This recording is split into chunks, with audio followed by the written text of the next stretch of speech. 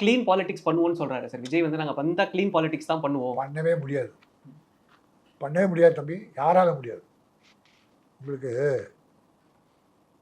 எம்ஜிஆர் கட்சி ஆரம்பிச்சப்போ நீட்டாக நடத்தினார்.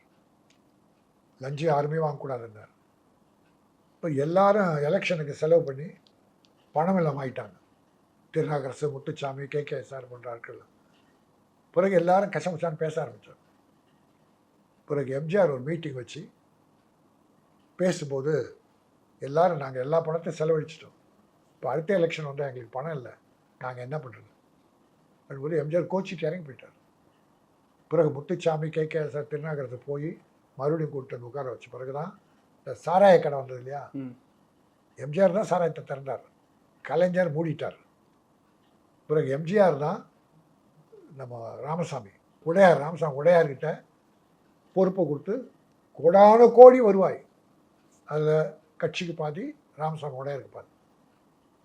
லஞ்சமே கூடாதுன்னு தேவையில்லை, எம்ஜிஆருக்கு தேவையில்லை. ஆனால் கட்சிக்காரர்கள் ஆக்கிட்டாங்களா, இல்லைன்னா கட்சிக்காரர் இழக்க வேண்டியது.